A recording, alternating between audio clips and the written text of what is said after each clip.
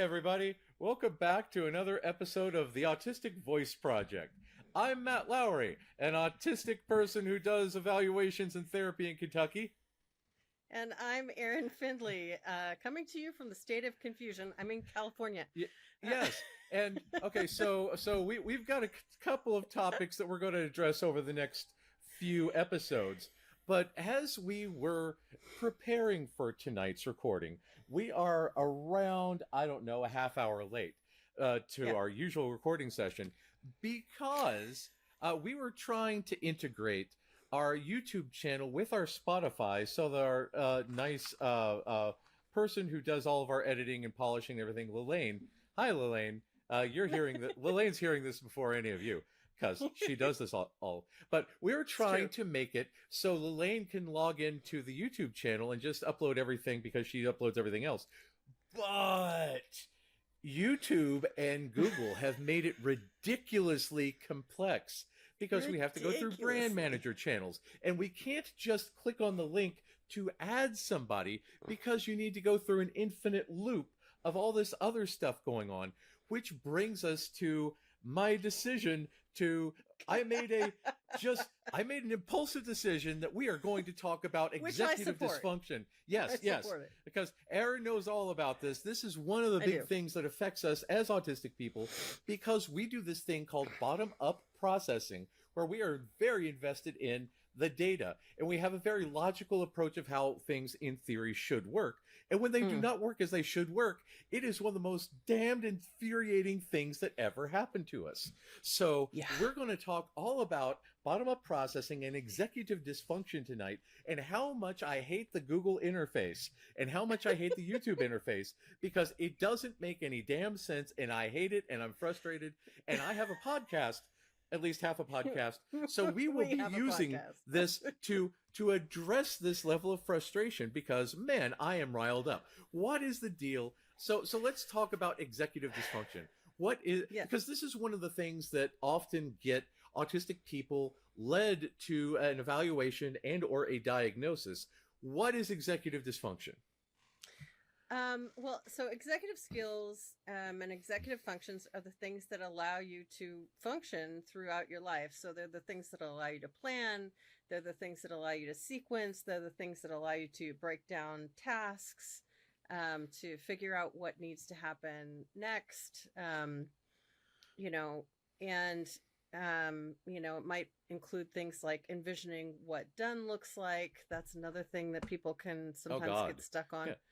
Well, this is the thing with George Lucas because he can never be done with anything because he's autistic as hell, and he will never be finished with a movie. The movie will be taken out of his cold dead hands, and that's where we are, and that's a thing because I'm currently teaching a class with Kate McNulty at the Chicago School where we talk about all this autistic-centered therapy stuff, and there is a number of people who want my outline, my template for doing evaluations, but I am never done with my template. Every time I do an evaluation, I update the template for the next person. So I can't bring myself to say, yes, this is good enough for another human being to use because I recognize how incredibly flawed literally everything is. So I need to keep updating it always forever. It will never, ever be done. And updating even the fonts and everything because I want to make it better. And this is a thing that, having seen a number of reports done by neurotypical evaluators, they're cool with bullshit. I am not. I need it to be better than it always is because like we were talking earlier about the things about, telling people about autism and telling people about all the nuances and the meat body stuff and the correlation with PCOS, PMDD, endometriosis. Most people don't know these things and therefore they don't put them into reports. The minute we learn about these things, I have to add a section about it into my report, and it is not yet complete because we have to have all of those details because each of these details is equally important to us because it's part of the bigger picture. How do we decide what's important and what's not important? Oh, Gosh, that is a great question, and I don't have a magic answer to it. What I will say is Damian Milton, who's one of Ah, the awesome autistic researchers out there, he edited an anthology of papers that I have on my bookshelf. I haven't read it called all yet, Paradise but Lost. no. It's called A Mismatch of Salience. And that Oh, title is so exquisitely accurate what does because mismatch mean? What does salience mean? Tell us about this. okay, well, mismatch is like you know, are two things the same, right? That's what we're meaning matching here. Like, is this earring the same as that earring? Yes, they match, right? If Oh, I good. wore this earring and this were my other earring, for those Oh, of you who are listening to this, I apologize for the lack of visual. I held up my necklace pendant to pretend to be an earring, which it is not. But yes. My but it's Godzilla is not my computer mouse. They are correct. Godzilla is mismatched. also not a computer mouse, although that would be a hella cool computer mouse if they made one. Um, I'll be off to Amazon later on. Go on. so, anyways, so that's the mismatch. Salience is, what do you find important? What do you Ah. find Oh. relevant? Right? Oh. When you are eating a steak, the most salient flavor is usually, but not always, the beef of the steak, right? I do like the steak flavor of steak. That's the good flavor. I do like the steak flavor of steak. Now, if you're someone who I know and love, I will not name because I don't have permission to share that detail, that steak will be covered in ketchup, right? No! Because he uses No! ketchup as a sensory buffer No! for all of his food. So, like, that's what he needs to do. But we'll talk I about. need to DoorDash me a steak tonight. I'm sorry. And we're going to talk about food sensitivities here soon. Oh yes, 'cause yes, that'll holidays be are our coming next up. episode for Thanksgiving. Yes, yes. So Oh God. bookmark that, and for those of you who have to wait a week to hear this, I'm sorry. Yeah. So anyways, salience is like, what do we find important? Now, one of the examples that I Ooh. often give to clients who are starting to understand how their autistic brain is different from a non-autistic brain is, I'll say, okay, think of a photo, right? I hope everybody who's listening to this knows that photos for the web are at a resolution of 72 dots per inch. Okay, so that means there per inch is there's 72 color dots that make up this photo. Now, when you're looking at that on a screen, that is perfectly solid logic, and that is perfectly like it's a nice visual. It's when it's on a monitor, it's reasonably crisp as long as it's not, you're not blowing the image up to huge size. If you are printing the same picture from a laser printer or a photocopier or a color photo printer, 72 DPI will look really blurry and blocky. Okay. Interesting. And so, Is it the fault of my printer? no. That's there's literally just not the data there. So printers, and particularly photo printers, often will print in upwards of 1200 DPI. So it's a much That's a finer lot of resolution. DPIs. Okay. And so so autistic brains tend to run more towards 1200 DPI, which means we gather all of the details and all of the nuances, and we can see the squirrel sitting on top of the candy wrapper that's probably a Hershey's wrapper because, that's the way it is. But if you're looking at the same photo in 72 DPI, you might see there's a squirrel there. You might see that it's sitting on something, but you're not going to be able to read Hershey's, right? Yeah, yeah. Um, And this is so an interesting thing that's come up recently with yeah, my son, because my son is named Emmett after Dr. Emmett L. Brown from Back to the Future, right? It I didn't love occur that to he me. loves clocks. That just makes me so happy. That's the thing. It fits. It didn't occur to me until we were watching this that just recently, because of all the clocks, that Dr. Emmett L. Brown has all these clocks in his office at the beginning of the movie.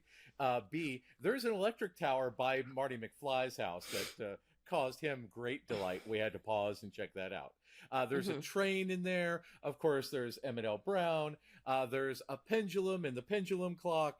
There's everything that he loves is in this series of movies. But it also occurred to me that he's seeing all these things that I'm not. But also, I remember back when I originally watched Back to the Future back in 1985, 86. When the movie starts off, we don't see Michael J. Fox as he walks through Doc's lab until after he plays the guitar and blows out the speaker. And I distinctly remember when he's walking through there, are we ever going to see his face? Why aren't we seeing his face? This seems very odd. Does he have no face? And I remember that my mom had to explain, he does have a face. We will see his face later. But I, as a 6-year-old, was like, perhaps he has no face. We have no evidence that he has a face. And then when Doc gets shot at the end after Marty goes back to the future, spoiler alert, when Doc sets up, he doesn't speak. And I was like, is he now unable to speak? Did being shot take away? Is he alive again? Is he a ghost? Why can't he speak? And she's like, well, he will. We just have to give him time. And then when he brings out the letter is all glossy. And I was like, is it because the letter is wet? And is it still wet from 1955? And she's like, no, that's tape. He taped it back together and it's still glossy because of the tape. And as a 6-year-old, it occurs to me as an adult, all these things are incredibly obvious to me as an adult. But me as an autistic 6-year-old was putting so many of these data pieces together, I did not get the big picture about any of these things. And this is the big thing about bottom-up processing and why we see things in a drastically different context than neurotypicals. Because we are seeing so many more dots per inch and seeing so many more details, like the Hershey wrapper. And we can get distracted by these details because instead of saying, oh, look, this is a funny sequence coming up, I'm saying, does he have no face? Why is this entire movie going to be shot at knee level? Why are we doing this? And most people would not concern themselves with those details. Right. Well, and that's where signposting is so important. So for those of you who are not familiar with posting a sign things. I knew you were going to ask me that. I ask many things. I know, bottom-up processing, They're wonderful. For those of you who aren't familiar with signposting, signposting is giving the heads up. It's like, showing you the picture on the box of the jigsaw puzzle before you try to start putting the jigsaw puzzle together. Right? Yes. Because we do have the expectation sensitivity. We want to know what to expect, what to plan for, to mitigate any of this unknown so we know where we are going. Well, because it's distressing to be in the middle of a vat of jigsaw puzzles every moment of your life. Oh, God, and not know what the picture is that you're trying to put together, how many pieces it's supposed to have in it. Is this like, are they all, some version of white and I'm going to go crazy? Is there a very clear picture that you can put together if you actually work on the jigsaw puzzle? Is it 17 different jigsaw puzzles mixed together? Right? Go ahead. Slight tangent, as we are wont to do. Did you know, fun fact, it turns out that the Lego Tower Bridge was the reason we now have numbered bags in Lego sets. Because there were just too many damn pieces there in order to build an entire set. Because prior to that set, you just dumped out all of your pieces, sorted them out, and started building. But as I can attest, because I built the Lego Tower Bridge, it is mind-numbing to try to find teeny tiny pieces in an enormous pile of Lego. So after that, they say, all right, for step one, you have this limited number. And then once you get done with this Right. step, you have step two, because Right. we absolutely need that. That Yeah. is that is some scaffolding that we need in order to build. Exactly. Well, no, is that scaffolding? Signposting. Signposting. There you go. Yes. Well, it's Sorry. also S words. scaffolding because scaffolding is what helps us function. Like signposting is a type of scaffolding. Oh, okay. There we go. Yes. I've got all kinds of imagery conjured in my brain with my fantasias. I don't, because I'm aphantasic mostly. You are aphantasic. Mostly. Oh, man. Oh, we will need visual references on signposts. So yes, this is a big thing. This is how our brains work. This is why we need this. And when the world is not built for us and not accommodating in this regard, we can have a lot of difficulties. And this is like why when we're even trying to change the damn brand account on yes, YouTube. and this is the thing, because it irritates me that instead of like professional account or personal account, it has to be a brand account, because I'm not advertising. I'm not trying to sell you a type of beat. I don't know. I don't see it as having a brand, but we have to use jargon that is decided upon by these people who want to sell you things in an ultra-capitalistic nonsense world. And it frustrates me that we can't speak as well plain as we would use, because again, we are pedantic people. Pedantic is a word that means very precise, and using precise words to mean precise things. We speak very... There's also an underlying implication of like excessive, too much, boring as too hell, awful. Yes, because again, the holistics of the world do not like an abundance of detail, and No, they don't. that is unfortunate for them. Seriously. I love precision. I love boring. I love pedantry, because this is the way that my brain works, and I want, because if there's something like brand managing that is a bunch of corporate jargon that doesn't, it seems to me that corporate jargon exists in a vein of self-importance, that it exists to glorify itself rather than to clarify literally anything. And I will use the word obfuscation, which means to blur things, to hide things, to put it in a mist of some sort, a fog. Instead of saying something very clearly and plainly, it says a bunch of syllables that don't really amount to a whole lot. And that really, really, really aggravates me. Because when we are pedantic and we are speaking of a whole bunch of things and explaining a whole bunch of things in great detail, we are doing things for clarification, for precision, because we have so many more dots per inch, as opposed to slapping a logo on there and says, by Google. You're like, no, stop that.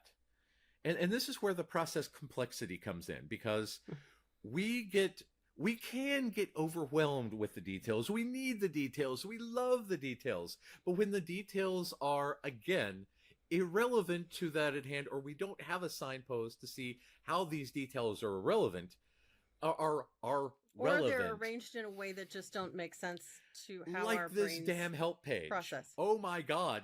The cyclical help page that links back to itself instead of just having a link to the thing that I want to access. Oh my God, I'm so frustrated. Like you couldn't tell from right. the, That's from the it's the rant for the last 20 so minutes. this is the thing. Because again, somebody could come and step on my toe and I would be like, how rude of them. Somebody could run into my car and I'll be like, this is an inconvenience. But if this stupid Google thing, it stabs me in my heart and I loathe it.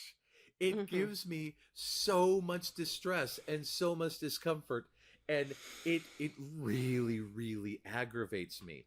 And this is a thing, again, when I'm driving. Rather, I have learned, my son is echolalic, which means that he will repeat everything that I say. So when he was a very, very small child, I had an assortment of words that I would use when people cut me off, did irrational things, made a Oh U-turn dear. in front of me, all of these things. But I replaced all of those words with the phrase, "oh, people."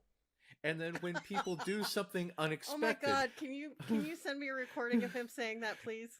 I will, because Oh it my God, that happens would be so the cutest often. thing ever.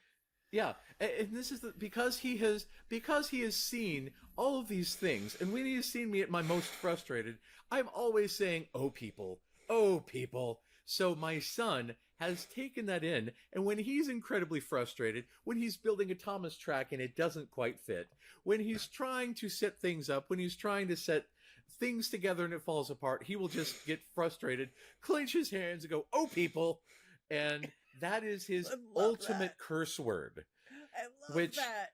which is for an autistic kid probably the best epithet.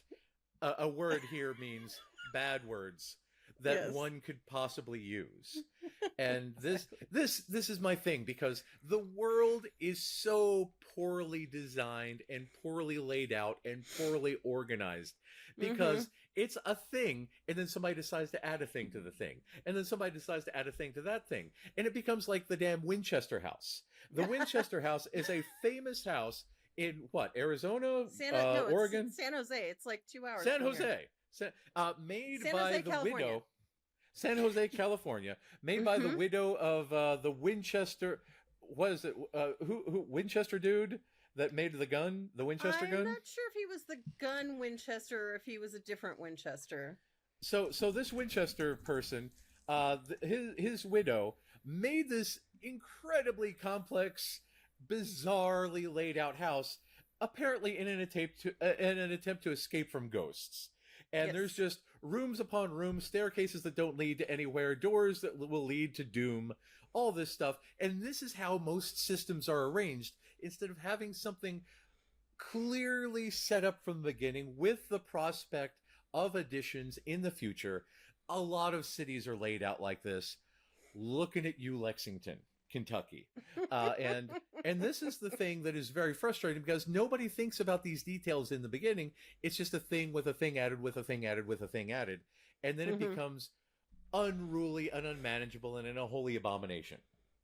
So this is an incredibly frustrating thing for us. And I can't imagine how frustrating it is for autistic kids, because Yeah.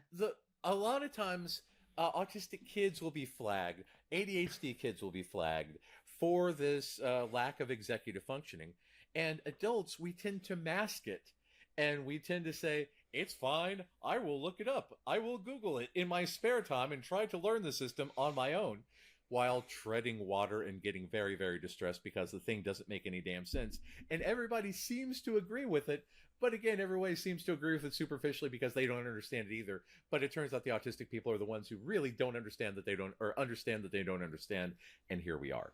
So it's one of those things that we really, really don't get. And Right. it can be like the biggest thing that affects us. So in case any of you are watching this on YouTube and you're like frustrated that, it's not getting uploaded to YouTube regularly, this is why. Yeah. Because Until we figure this out.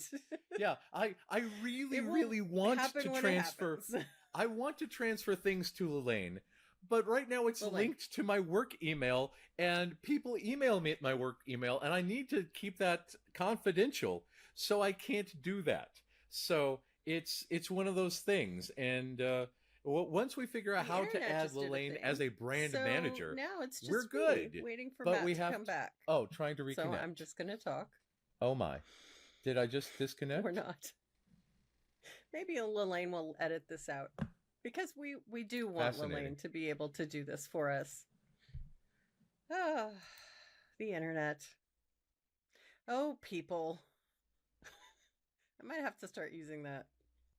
Oh, lost Matt. Hopefully he'll come back here in a second. So the gods. Okay, Oh, so let's record. people. Seriously, am I recording again? Okay, I'm recording again.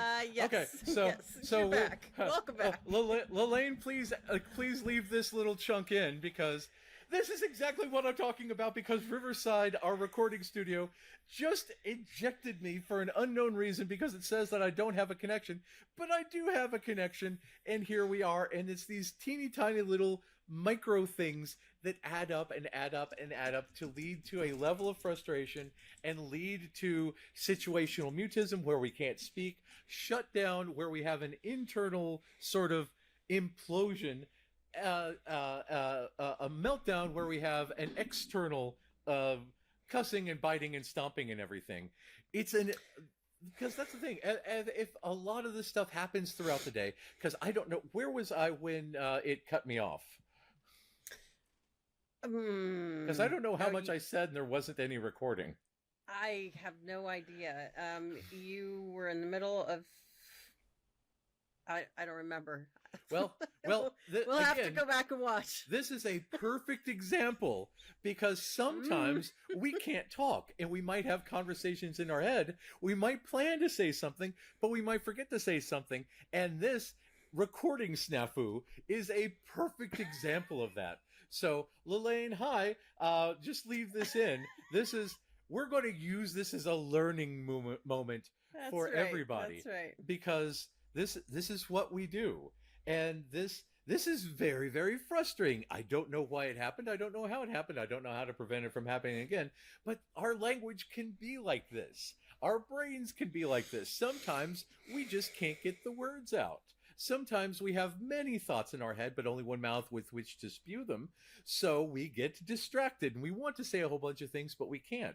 Sometimes when we get emotionally overloaded, we want to say things, but we can't. And it happens to people, even adults. And that can be a relationship impediment. If you really, really want to say things, but you can't say the things, and then nobody knows what you're saying, it can be an issue. And these are all things related to our executive functioning, which again makes it perfectly on topic for this episode. And if anyone is watching and or listening, yes, the YouTube stuff. If anyone that's right. YouTube if anyone uploading. is watching on YouTube, please be aware it's not Lelaine's fault. It's my fault, because I can't find a way to add her as an admin to the account so she can upload the stuff in a timely manner. So I have to find time and remember time. It's on me. Lelaine's doing her job. Erin's doing her job. It's on me. I dropped that ball. So YouTube viewers, I'm glad you're here. I'm glad you get to see us. But yeah, it's totally on me. So until I can sort out the labyrinth of bureaucracy related to YouTube channels, I'll just continue to upload it when best I can. So yeah, this is, man, that was strangely on topic. I love that. Internet. Yes. Oh, internet. Oh, people. Oh, people. And that's okay. So I was talking with somebody earlier today about doing an eval, and it boiled down to, yeah, I have problems with chaos. And I was like, oh, tell me more. Because chaos is the bane of our existence, because there's so many unrelated details just flying around in the ether, ready to smack us like a mosquito, right? And how do we manage the chaos? How do we get the signpost? How do we get the systems? How do we form the chaos into order? You're asking me?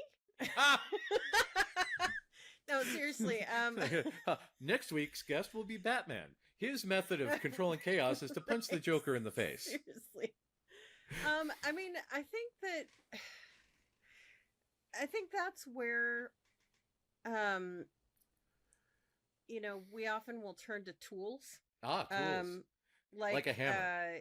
ChatGPT is one of the ones that many people use, and Don't use it for therapy because it is bad. It'll drive you insane. For It's anything therapeutic. But it's good for doing but a if search. you want to know like how to outline a report, or if you want to know what kinds of things go in a scone recipe, the internet is great. ChatGPT can be great for that kind of thing. It's like trusting your washing machine to do anything other than wash your clothes.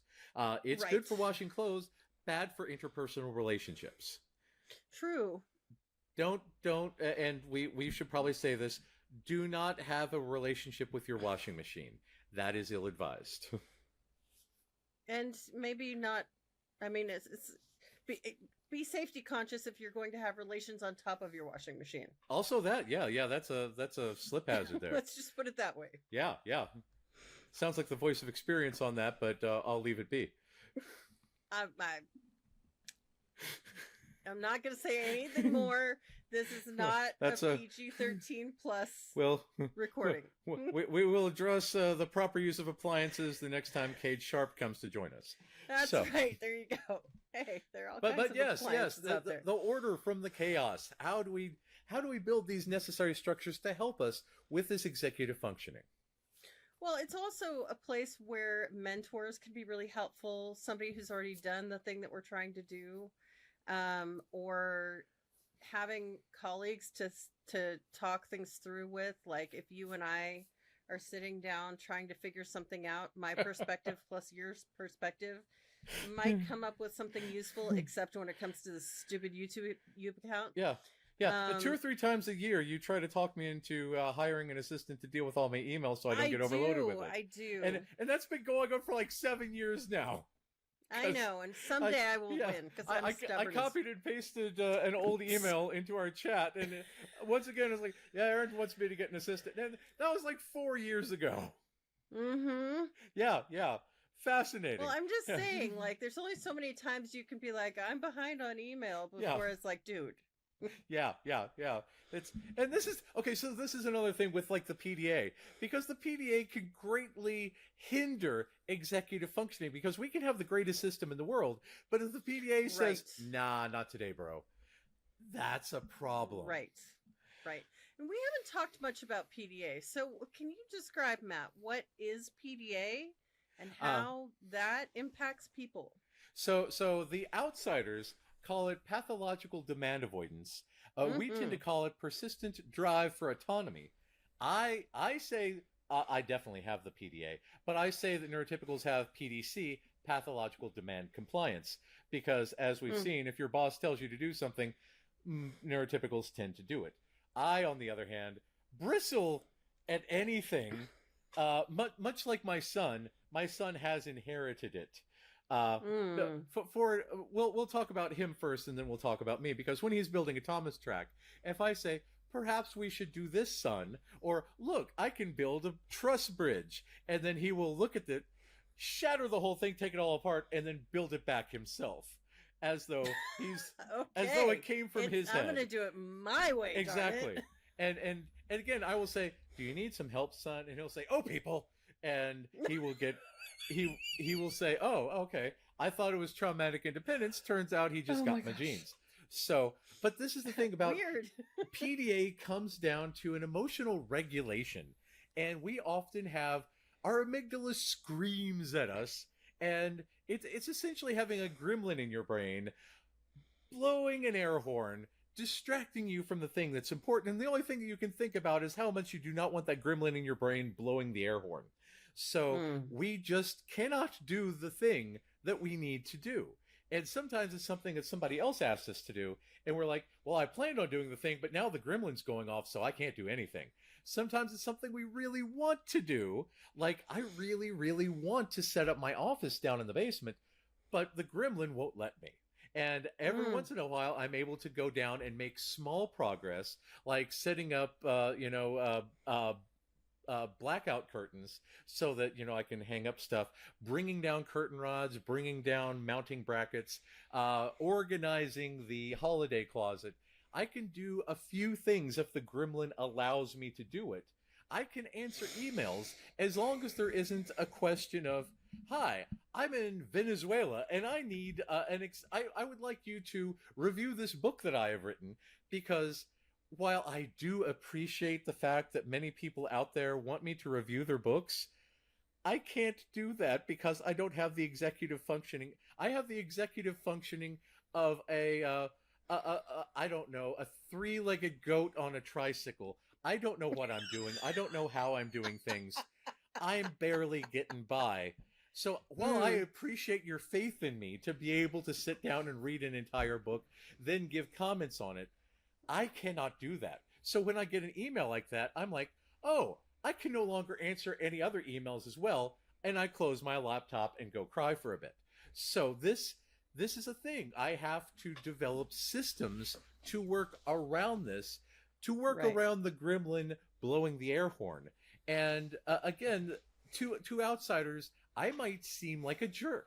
I might seem like people that I am not responsive to people, that I don't care about people's feelings, but it's the gremlin management that's the issue here. And I Hmm. will do what I can when I can because I want to help as many people as possible. I just will not be able to review many books. So, and if I can, if there's a topic for the podcast you'd like to cover, I could talk all day long because it doesn't. The gremlin doesn't control my mouth. I don't know what comes out of there. It just goes on autopilot. Boobs. So here we are. So, but if there's something that you'd like to talk about on the podcast, by all means. If you'd like to schedule a consultation, I'm there. If you need therapy or an evaluation, I got you. If you would like me to do a task that requires a lot of extensive executive functioning on my off time, I am not able to do that for you. But I will help find someone who is, hopefully, maybe, if the gremlin allows me. So that's the thing Right. about this. And when kids do this, there's the assumption that they have oppositional defiant disorder, which Right. it means that they say, oh yes, that kid is just quote unquote a bad kid. No, it might mean that the kid is beating themselves up for not being able to something that's apparently very simple, but their brain gremlin won't allow them to do so. There are lots of adults who have difficulty with cleaning their house, or taking a shower, or walking the dog, or making food. Whatever the gremlin decides they're not allowed to do that day, they're not allowed to do. And we don't currently have a system for gremlin repellent. So that can be very Right. tricky. And one of the things that I want to add, in all seriousness, is everybody in the world has some degree of demand avoidance. It depends on when and where it gets kicked in. Having demand avoidance at all is not the same thing as PDA. Right. Matt, can you tell us more about that? I cannot. I'm kidding. Okay. I can't. Well, hey, I it's the put you on the PDA. spot, so Yeah, it's the PDA. No, yeah. So that's the thing. Some demand avoidance is, especially if like somebody says, "Hello, could you rob that bank for me?" I will not do that. That is yeah, very good. nope. That please don't do that. And if somebody says, "I would like you to allow me to kick you in the groin," please don't do that. No, but it becomes a problem. It becomes an issue when it affects your relationship with others, when it affects your work, when it affects your self-esteem, when it affects your ability to live a happy and healthy life. Because there's a lot of times when you're able to pull it together at work and be a very functional work person, but when you get home, you can't effectively, relate to your kids, when you can't do the things that you love, when you can't Mhm. do things that help you be a happy and healthy person.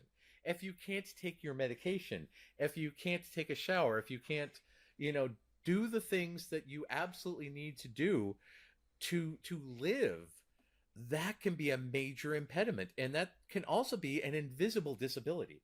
And this is a thing that we're Right. going to talk about more in 2 episodes with invisible disabilities, because a person in a wheelchair, if they can't get upstairs, it's like, oh yes, of course you're in a wheelchair, of course there's a reason for that. But if somebody comes to your house and the laundry hasn't been put away for a month, somebody might say, wow, somebody isn't bad or isn't good at laundry. And then No, the they'd say somebody's a slob, is what they'd say. oh yes, yeah, it becomes a judgment thing. And Right, exactly. and this is the thing about like autism and ADHD and all this other stuff. I said a while back that it's fascinating that we live on this spectrum where people simultaneously believe that autism is a debilitating, lifelong inability to play taxes and pay baseball. Yes, we'll go with that. Uh, and but Also that. ADHD is a moral failing that you should do meth about. And whereas it falls on a spectrum between the two, especially if you're ADHD, because some Which things is you're going autistic to plus ADHD. yes, autistic plus ADHD. Well, it's autistic times ADHD because Yes, autistic fair. and ADHD are very different things, Mhm. linked by neurology, linked by genetics, linked by synaptic pruning, but it's a whole thing that we'll get into in the future with many people. But or in the past, we might have already covered it. I can't remember. I don't pay attention to what I say because the gremlin. So it's one of those things. And but that's the thing about the invisible disability and the spiky profile, because I'm able to absorb a lot of information. I'm able to recount a lot of information. I'm able to meet with somebody one on one, or a family, and say, "Hey, this thing, this thing, this thing, this thing, this thing, this thing." But at the same time, when I come home, I'm likely going to eat microwavable food because I don't have the executive functioning left to make actual food. I But will you make. have recipe books on your Oh, I do. thing behind you. Yes, I do, because I do love recipe books, and I will turn up because Ah. I've got 2 entire shelves of recipe books there because Oh, I nice. do indeed love to cook. It's just, again, the gremlin gremlin. dictates when I cook, because I Yeah. do. I love to make Thanksgiving dinner. I have a special one of the things that is it down. Oh yeah, here we go. One of my favorite books is, there goes Wally. This book from Ratatouille. Anyone can cook, but Nice. it's a recipe book where you add your own recipes, and I've got a whole cool. bunch of recipes that I've just shoved in here that I need to transcribe into this book because it's my own recipe book. So like stuff like stuffing, I make it my own way, and I love eating it, and it's so good, and I puree the hell out of it so it has a nice uniform texture, which is something that we will be talking about next week's episode for Yes. Thanksgiving. And but that's the thing. The gremlin has to allow me the energy to cook such things, to do these things that I need to continue living. Because while processed foods are definitely not as healthy as real foods, fed is better than dead. Yes, fed is best. Yes. Fed is best. So with that, we are going to abruptly end tonight's session, and we are going to come back next week for our special Thanksgiving episode about food sensitivities, eating disorders, and all of these other things that affect autistic people food-wise, and why my throat periodically closes up and doesn't allow me to swallow. 'Cause Nice. coming back next time on the Autistic Voice Project. See you there! See you then.